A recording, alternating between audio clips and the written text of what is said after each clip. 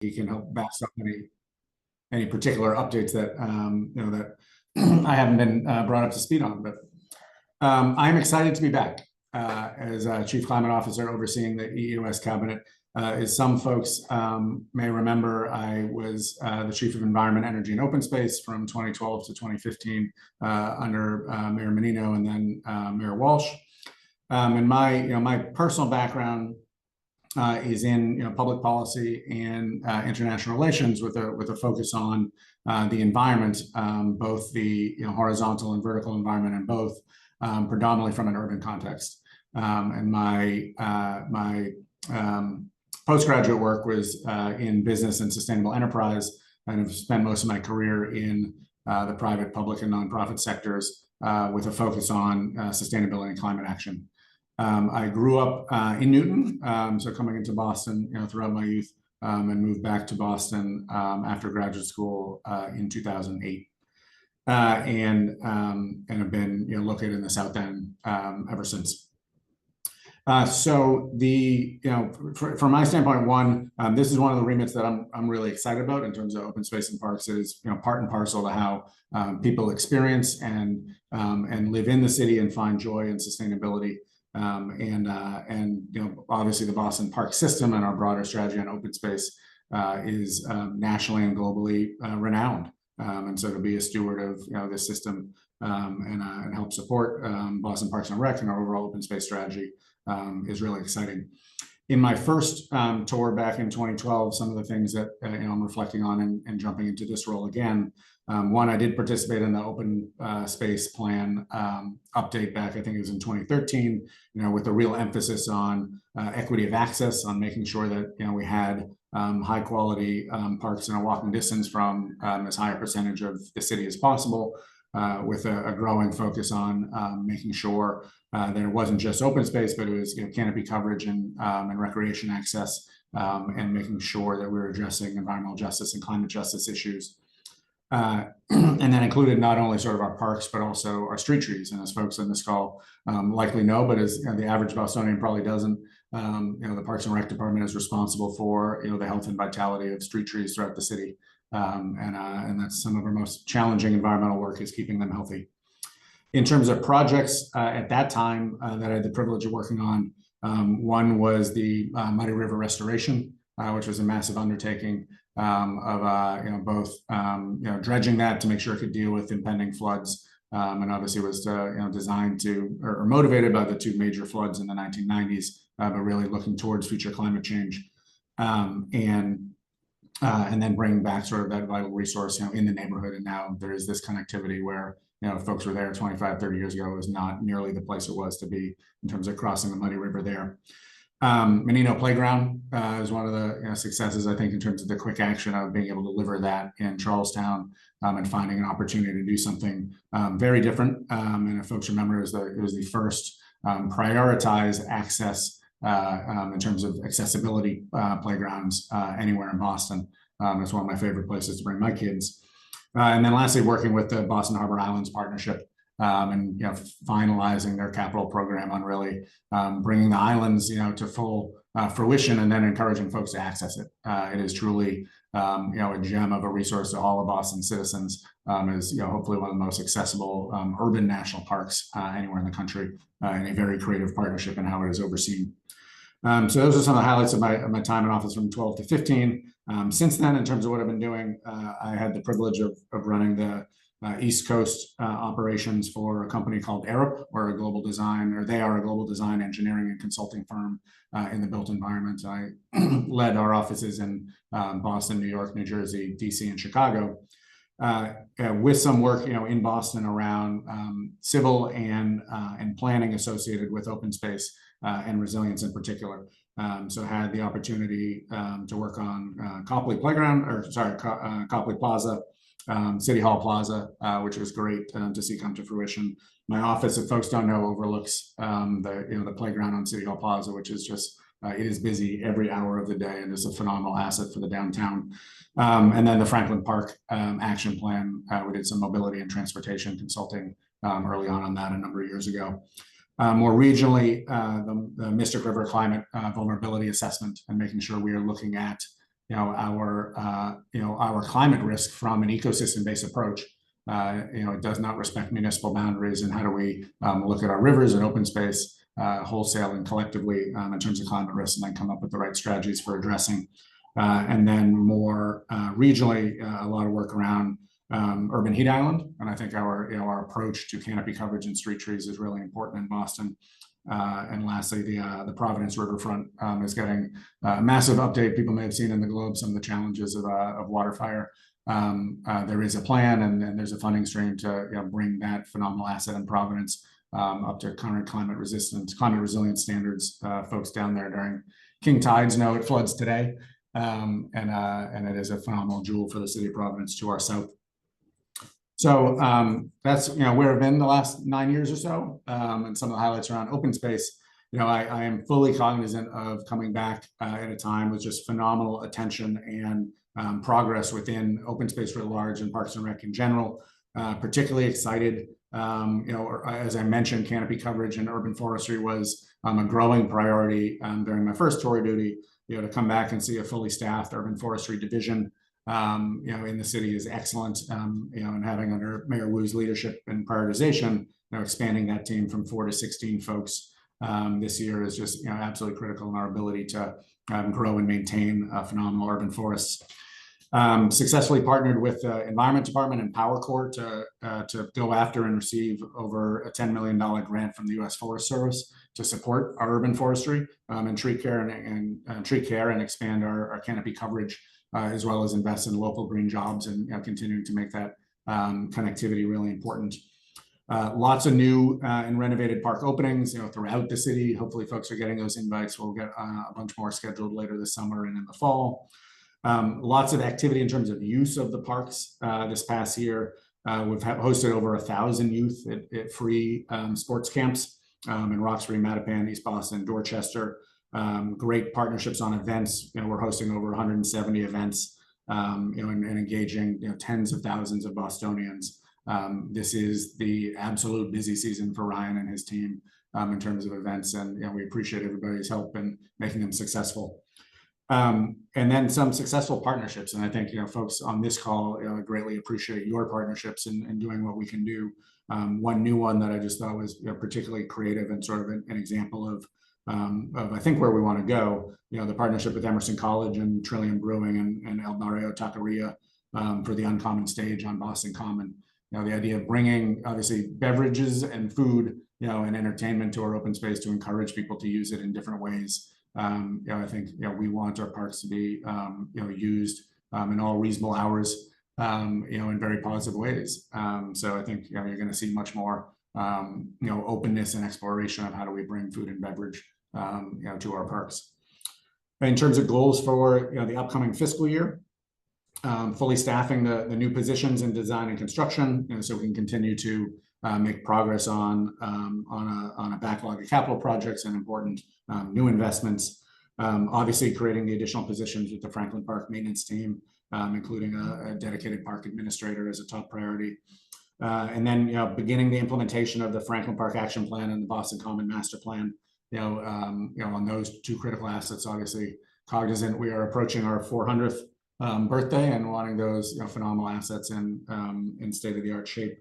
While we break ground on some critical resilience projects, we're anticipating breaking ground at Ryan Playground in Charlestown this year, and hopefully furthering the design on Moakley Park in South Boston and getting to the point where we can break ground shortly, potentially the next fiscal year.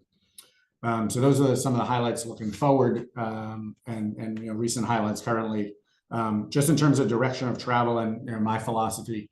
One, I'm particularly excited that the remit here is really open space writ large. Parks and Rec has a massive role to play, not just in the as a department, not just in the assets that are city owned and under their stewardship, but really defining the open space success and strategy for the entire city of Boston, on public and private sector land, and making sure that we have strategies around active and passive recreation and access.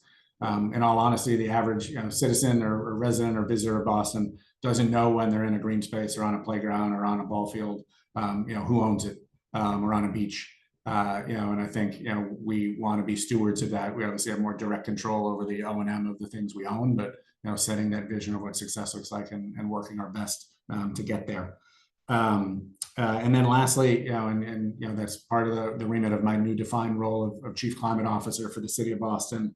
In terms of focusing on climate action, our parks are, both in need of adapting to climate change in terms of the species and trees that we're planting and making sure that, we are bringing resilience to the parks that so many folks enjoy, as well as a massive opportunity for us to invest in climate resilience for the City of Boston.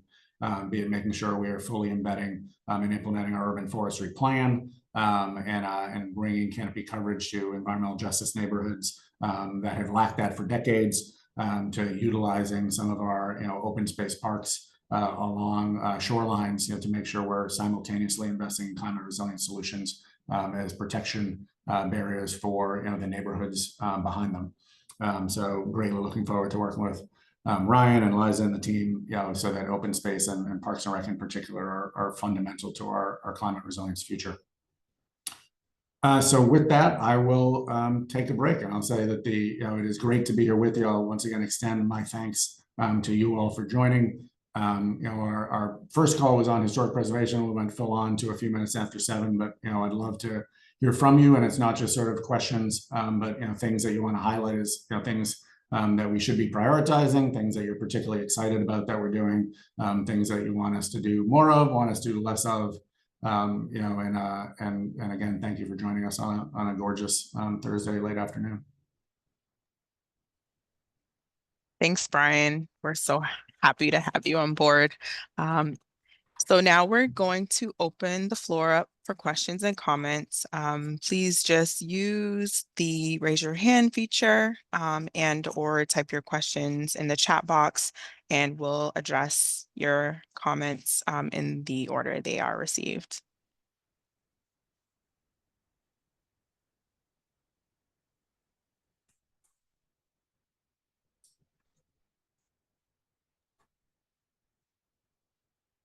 Okay, Roderick, you should be able to unmute yourself now.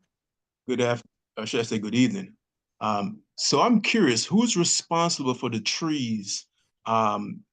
This is in Nubian Square near the post office. So that would be, I think the intersection of, I think it's Roxbury Street and Charlotte Ave.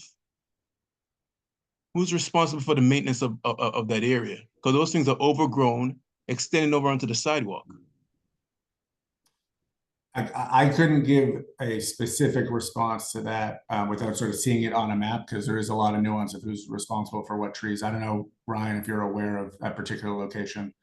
If it's a City of Boston street and a City of Boston sidewalk, the default is it's Parks and Rec oversees the street tree, but. Yeah, I'm happy, Brian, to double check on it too. I don't know it off the top of my head. So Roderick, if you want to send us a snapshot of the location or a circle on a map, we can certainly get back to you. I'll give that a shot. Thank you.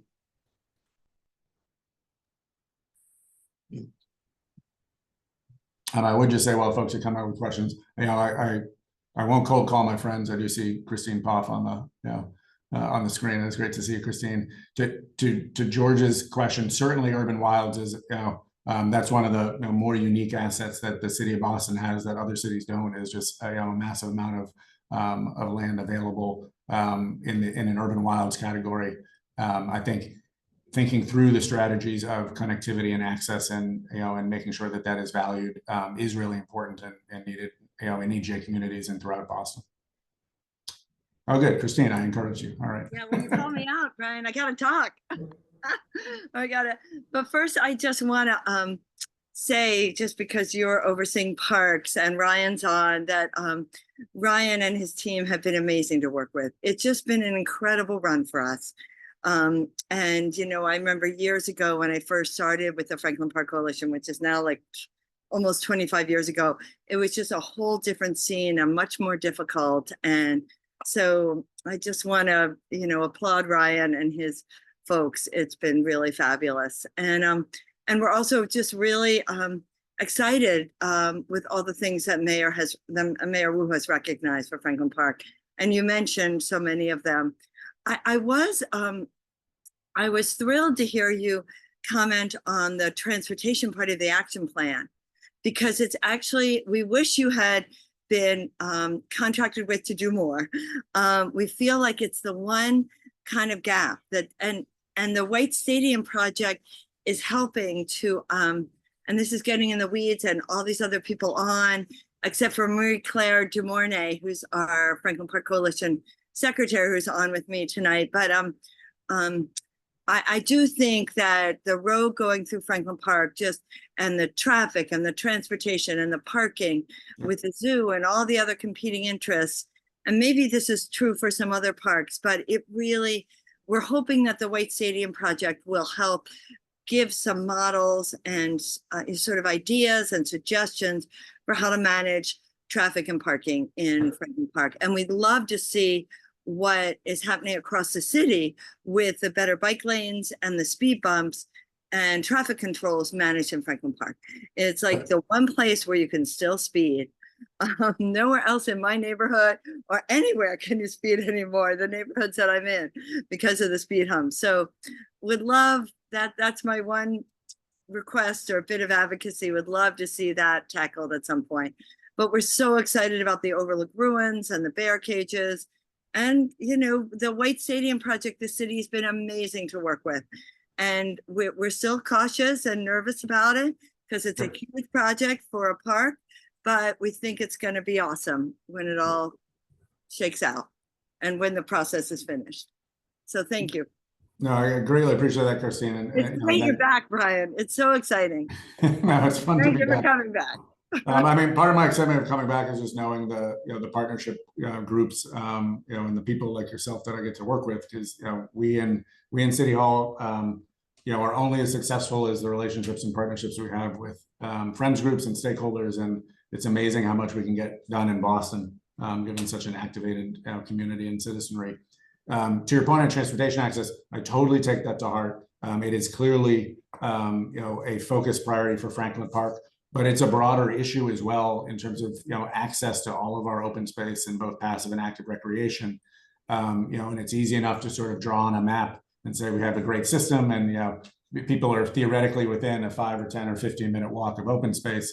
It's a different thing to actually experience that on the ground and make sure that folks actually have pathways for walking and biking, and for, you know, for phenomenal assets that, you know, are further away. How do folks get to, you know, Millennium Park, and do we have enough bus access there? And, you know, we have some great assets that aren't in densely populated areas. How do we make them more transit and accessible? And it'd be great to, if I can jump in again, it'd be great. It's great that you can walk to your tot lot, but it would be really great if you can get a bus or bike, or have a really clear bike route to get to the big park in your neighborhood. Exactly. Or at the edge of your neighborhood. Yeah.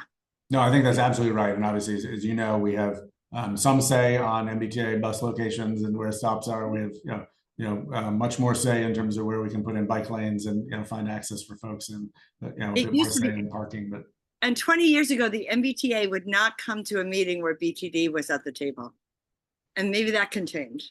It has changed, and if you've seen, I've lost some critical staff to the MBTA in terms of folks within my cabinet in the last couple of years. You know, I'm sure this is being recorded, but, you know, they still, you know, their hearts and minds are still with us in the city. So I expect, good access and representation. I have a great relationship with Monica and her team, and the secretary and her team, and Phil Lang. That's exciting. I'm optimistic, and there are efforts, as you guys know, that the bus lanes and routes are being, you know, thought through differently now, and there are systems for them to evaluate. So really great. There's an opportunity to change that. You know, 15, 20 years ago, those lanes were considered sacrosanct, whereas now they are being rethought. So yeah, good. And the very last thing is, I would love to work, and maybe some other people on this call would like to be involved. I'd love to work with the city on how to improve the permitting system for outdoor events in the parks. It's just a really piecemeal, many different departments. Some have a fillable PDF, some you have to actually go physically to get a signature, and there are many different steps, and you have to nudge the person to get what you need to get to the next step. And it feels like a broken system that and the nicest people work on it. I like it's not the people in the different departments they try so hard to be helpful and really supportive, but we know that programs in parks bring people to parks. And so if we could help in any way, form some like park committee or just outdoor events committee or indoor event, whatever it is, and to help make that system more streamlined with a technical online path would be really awesome. I'm saying that to everybody I can in the city right now. No, I mean, that's near and dear to me. In terms of having gone through trying to get things permitted and processed. Ryan, did you want to come in on the citywide special events process? I was just saying, I know Christine mentioned like parks, so parks is a piece to it, but sometimes if you're having a larger event, there could be as many as 20 different sign-offs from ISD to fire to EMS, DCR if need be, MBTA. So to Health Christine's department. point, health department, there's no streamlined, and everybody has their own different, PDF, piece of paper, digital version. So it's a much larger piece of the pie through the special event citywide process. Right. And that's what I'm talking about. Yeah. Thanks, Brian. No, excellent point. Thank you, Brian, so much. Awesome. Thank you, Vicky, for your comments. Now I have unmuted David. You should be able to. Thank you so much. And I'm sorry I'm off camera. I'm actually hopefully coming out the other end of yet another COVID exposure sickness. So feeling a little better today. Brian, it's a pleasure. I just want to introduce myself, David Meshulam. I'm Executive Director of Speak for the Trees. And I want to echo what Christine said about Brian and his department, and also what you mentioned, Brian, about the growth in staffing for urban trees.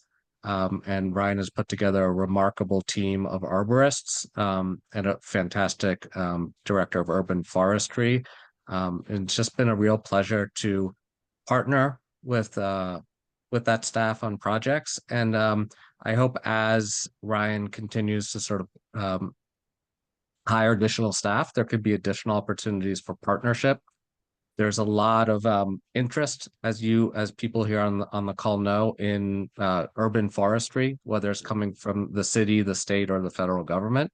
And I think we need to make sure that we're all, with the urban forest plan now at hand, sort of collaborating more, doing work together, bringing in more private public partnerships to support not only the work that the parks does, but at the end of the day, the trees and the benefits they provide residents, whether they be street trees, whether they be private trees, whether they be park trees. I know the mayor's Tree Alliance program is a model for private trees.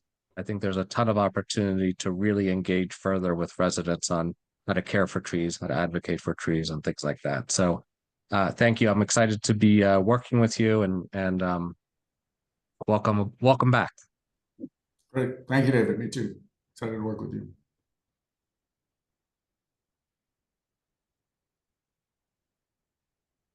Okay, and then we also had a comment in the chat from George. What about our urban wilds, more green spaces needed in EJ communities, inland and green infrastructure? Yes, Kwan, I'd responded to that as a yes. That's part of our planning. We have to consider our urban wilds and increase access to it and protect them.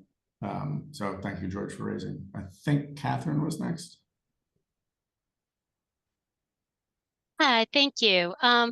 It's fascinating to listen to you talk about your experience and learn more about what you do. And just, as I think through just some general or some goals and concerns. I'm a Leather District resident representing the Leather District Neighborhood Association.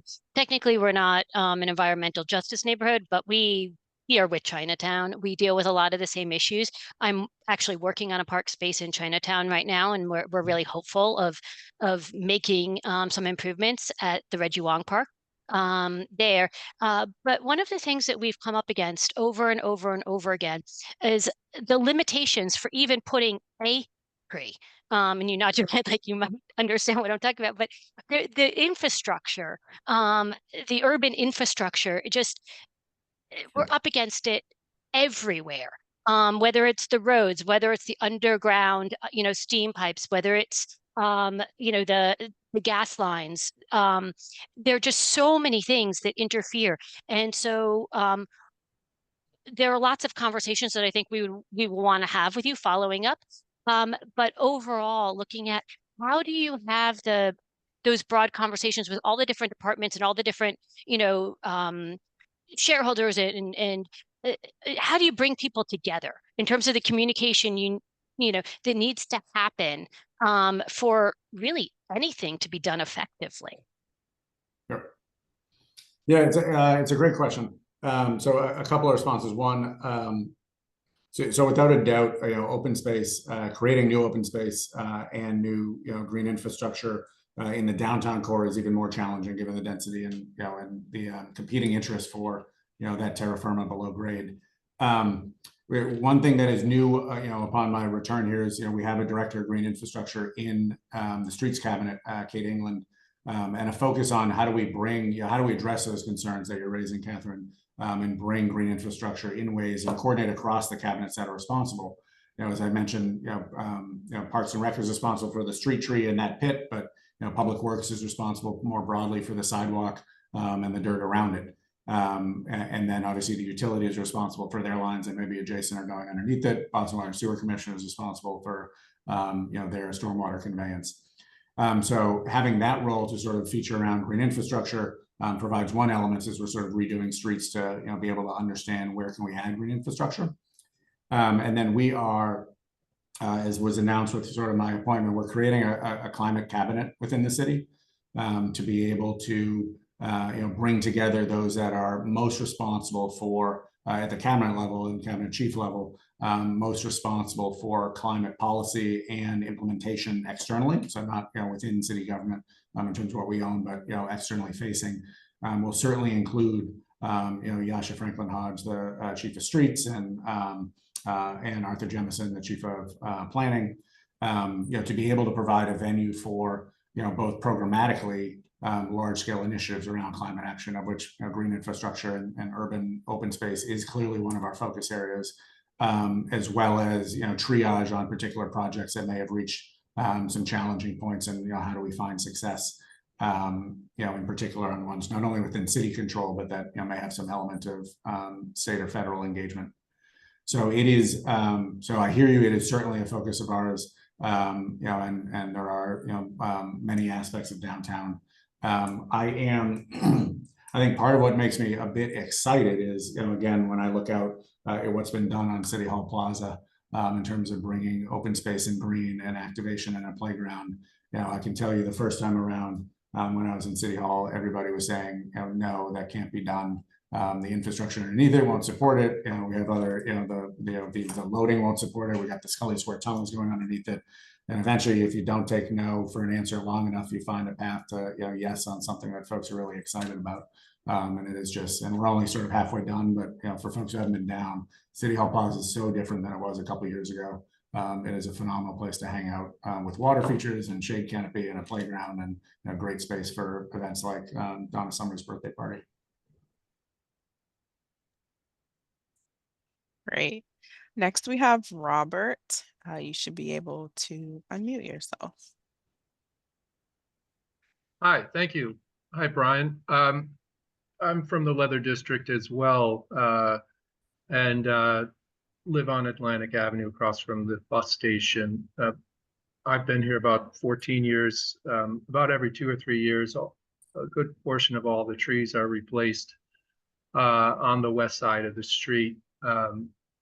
At first, I thought it was relative to dogs relieving themselves, but since you know, diving into what's going on over the last few years, I've come to learn that there's a large 24-inch steam pipe that runs on the western side of Atlantic Avenue underneath the road, part of the district steam heating system, run by Viola and now more recently by Vicinity.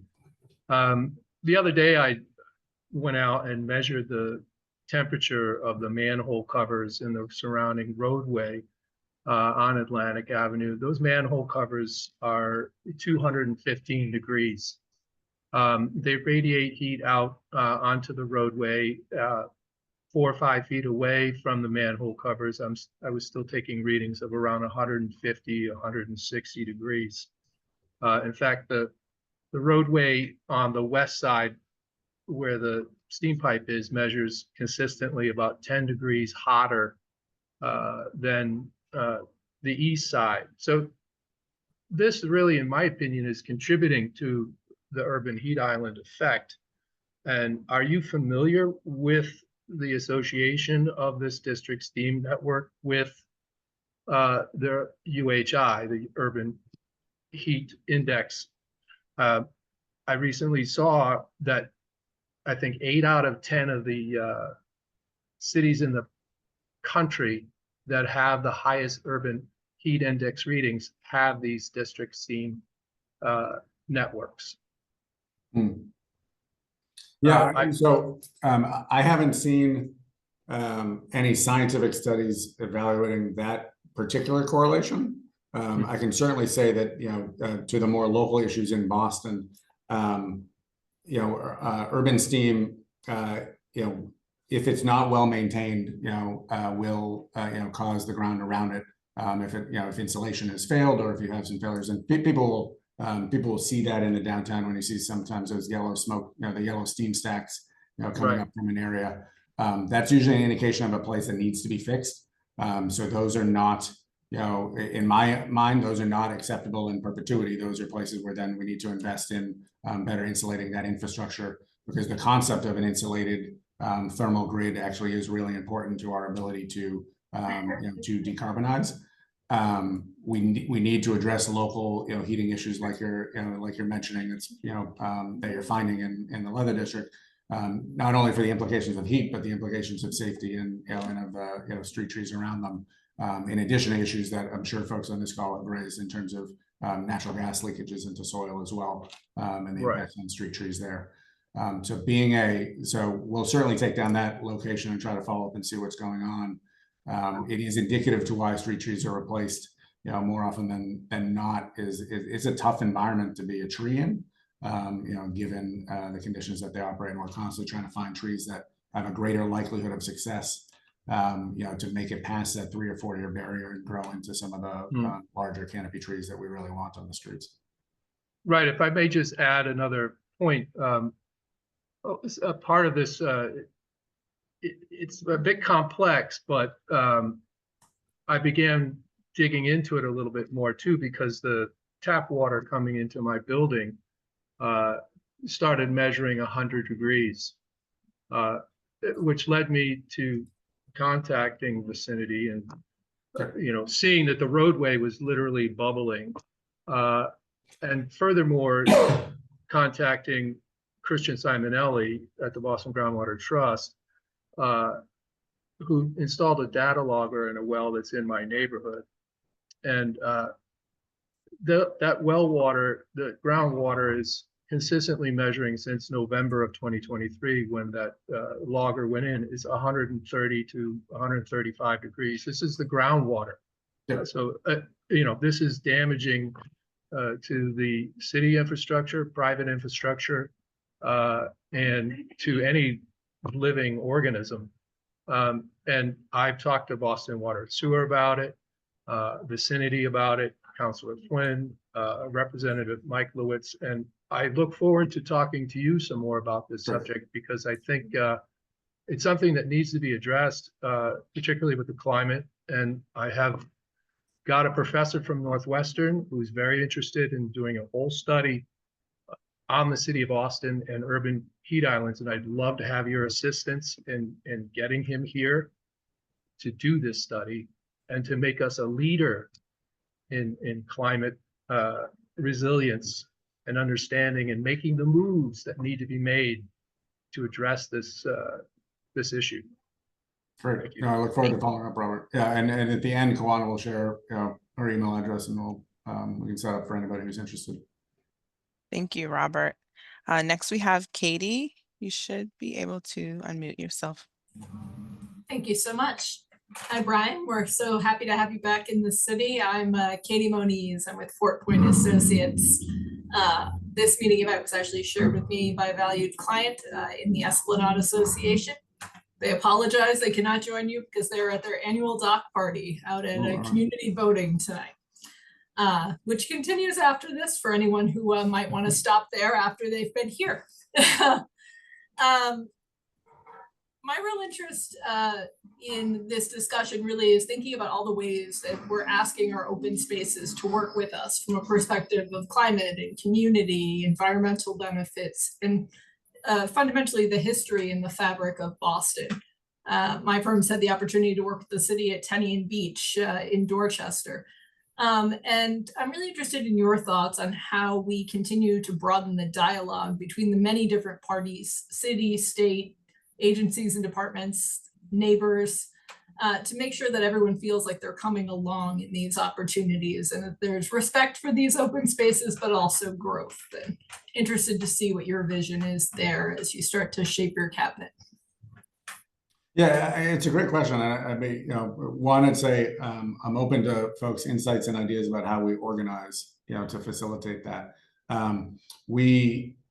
I think it begins with sort of a vision of who's responsible for what. So, in from my perspective, I take a very broad remit of what this cabinet is responsible for from an open space perspective and what Parks and Rec is responsible for from a vision and strategy perspective. And it's not just the land that we it's not just the land that we own from a Parks and Rec standpoint, but it is really the open space vision, for the full 48 square miles. We are, as everybody on this call knows, an old city that has some strange lines about who owns what, and and at the end of the day, the average citizen or visitor experiencing open space, shouldn't have to question or see a big quality difference between something that's owned, by a private sector group or the state or the city, and there should be uniform access and understanding and signage. So we need to keep that in mind. But in terms of the vision for success for the open space in Boston, I view that as a responsibility of this cabinet and of Parks and Rec to facilitate those conversations. We are and set that vision. We are internally within the city. There's an effort on greening while growing to better catalog the opportunities that we have in open space and the open space that has been created by the private sector and needs to continue to be maintained by it.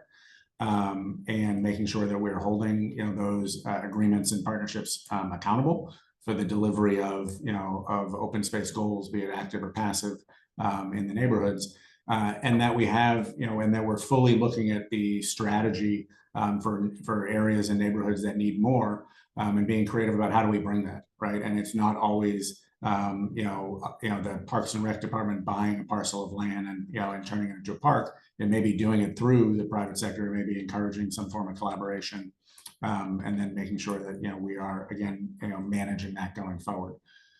So I think I'm heartened in my 5th week here to see a lot of activity in that space, of a broader conception of what open space means, and then ownership of what does success look like and how do we track it. I would encourage folks, and I should have mentioned, there is a new dashboard, and Kalani, you can throw it in the in the chat, on the Green New Deal, that sort of tracks a lot of implementation related to street trees and projects that are happening underway. We're constantly looking to add more GIS layers so that this becomes the central point of information for folks who want to understand what projects are at, what standpoint and what the vision is, and are we making progress on issues of not only open space but electrification and climate and other issues associated with the Green New Deal. That's a great question. I mean, I think it's a really good moment to be asking it as well because of the planning efforts underway in the city. And I can say in confidence that I have asked for and been welcomed into all of the conversations around Article 80 in the planning department and streets and squares and and the growing while greening, to make sure that open space is front and center, and that Ryan and Liza and the team at Boston Parks and Rec is front and center in defining what success is. Great. So with the remaining 5 minutes for the Q&A session, I think there's probably time for 1 or 2 more questions/comments.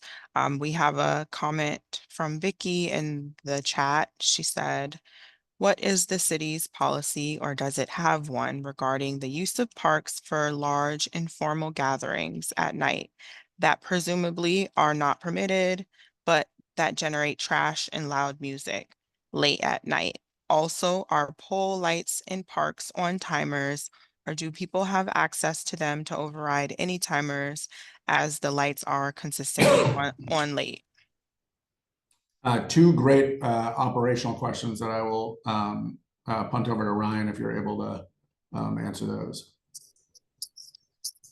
Sure. I'll start with the lights. So lights in parks, like pedestrian pathway lights that look similar to street lights or acorn lights, are run by Public Works street lighting, even if they're in a park. And those are on, come on at dusk and go overnight. Court lights, such as like a street hockey court, basketball court, tennis court, those are usually older lights and they are on timers. So if they're on longer, the timer may have, the battery might have gone in the timer or something like that. So it may be off and we can fix it. But all of our newer lights and our athletic field lights, such as football lights, baseball, softball, etc., soccer lights, they're on a Musco system. So we're able to control them via an application on our cell phones or on the computer. So you're able to turn them on, at dusk when the field is permitted, and turn them off when the fields are not in use. We're also been piloting a new thing at some of our courts. We've got one at Ronan Park, and there's one other location that's slipping my mind right now that is on-demand lighting for push button. So if you're using a park, you'd be able to push that button and the lights would stay on for an hour. And then if your game was still going after the hour, you could push it again for another use, but a way just to save the electricity and only use it when it's in use and you're not using it on rainy days or negative 20-degree days or things of that nature. So it'd only be used when on demand. That's the main thing on lights. On large parties, we work with the Boston Police for what they define as revelers. Right now, we've seen a lot of activity by Franklin Park. We've seen activity over by South Street on the Arboretum. And it travels through to Carson Beach. DCR State Police is also a location where they deal with it. And there is a task force that comes. The solution at Franklin Park was shutting down Circuit Drive after 10:30, 11 p.m. Thursday through Sunday nights to try to clear it out. Just because you can hear it from miles away and people aren't able to get to sleep at night. So we work hand in hand with our public safety partners to try to put in whether it's structural components in our parks that will, not make people park in areas they're not supposed to, or bring their loudspeakers, or find an open area, add swing gates, bollards when necessary. And we're working right now with our partners at the Arnold Arboretum to come up with some solutions by South Street to try to stop those loud noise. But the Parks Department is responsible in coming in the next day and picking up whatever remnants are left behind. Thank you, Ryan. That was great. Katie, I see your question in the chat. I'll address quickly and then we can go to Sarah. Yes, Kalana, you can drop in the GND dashboard, but I'm not aware of any reason we couldn't start integrating data from other sources. This is version, we had a beta version that was up, but we didn't publicize. This is the first one that was sort of formally launched. So certainly open a suggestion of other data layers to bring into the mapping over time of information folks would find useful. Sarah? Thanks. I just wanted to follow up on an earlier conversation, new parks and leveraging parks through new developments. And we've seen, I'm in Fort Point Seaport area, and what we've experienced is that the privately owned parks have that private feel. Yeah. Welcoming and inclusive. And so what we have really tried to advocate for is when we have the opportunity to bring in new parks through new developments, not only, of course, near water for resiliency that was mentioned as a resilient and recreational solution, but also a public-private partnership where the park is created by the developer and maintained by the developer, and the surface of the park is deeded over to the Parks Department. And we have one park successfully modeled that way, which is the A Street Park. And we have under approval two new parks coming along between A Street and the Porter Point Channel. So I just mentioned that as a model that maybe could be replicated elsewhere in the city. Yep. As we're looking at creating new parks, but not adding unduly to the Parks Department budget. And then the only other thing that I would say as a note is that we really feel that the department knows how to create parks and that they should be early in on conversations if it is a Article 80 planning department led project. So again, kudos to our Parks Department. No, I totally agree there, Sarah. We want to leverage private sector investment and make sure we're accomplishing the neighborhood and community and public aim, and there are a variety of different models for doing that. In full candor, when I look at the Seaport, it is very frustrating to me that we don't have a full court basketball court outside. We don't have a baseball diamond. We don't have a full soccer pitch.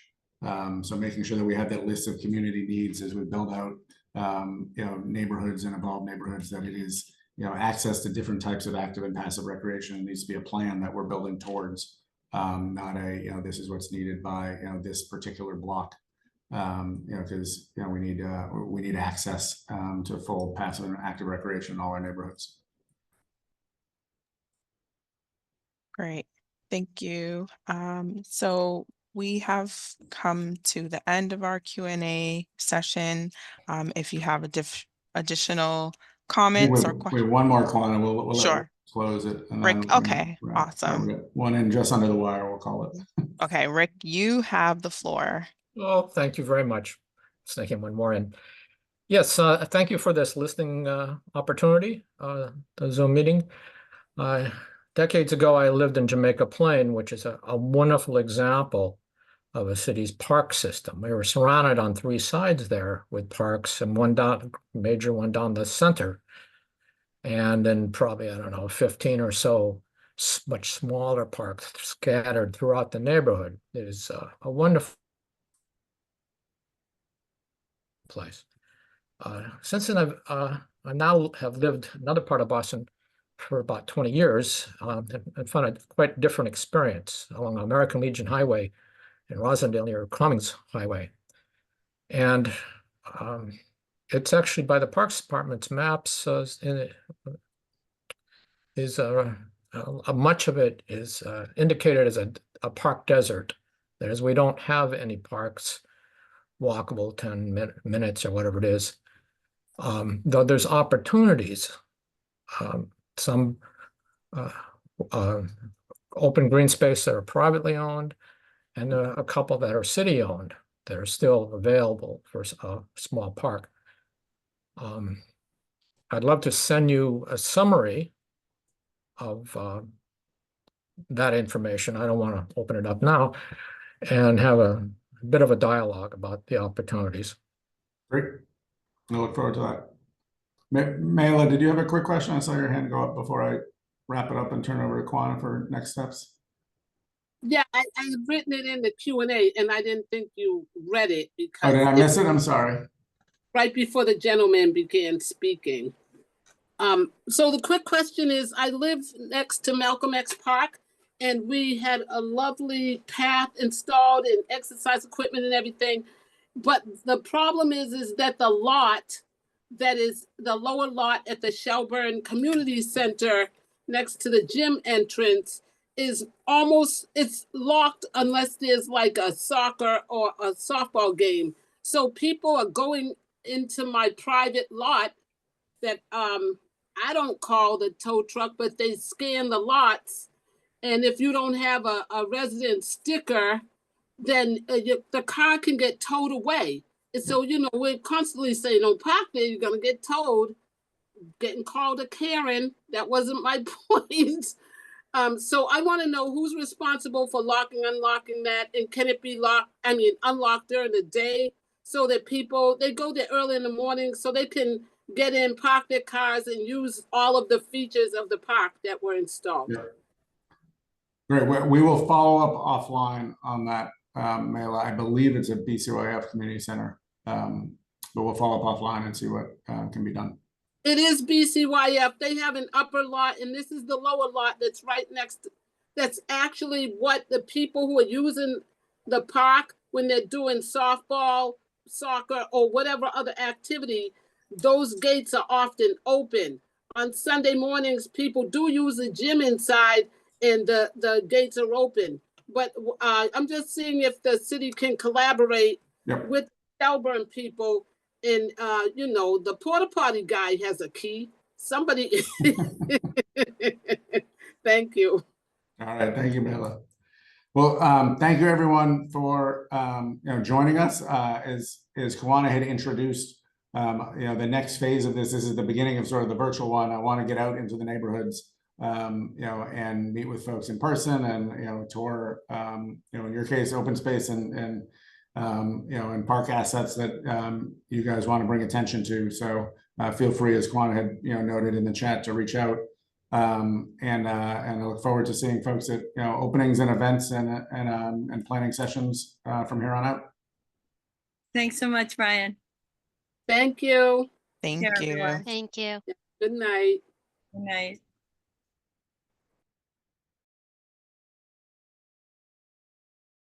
Thank you.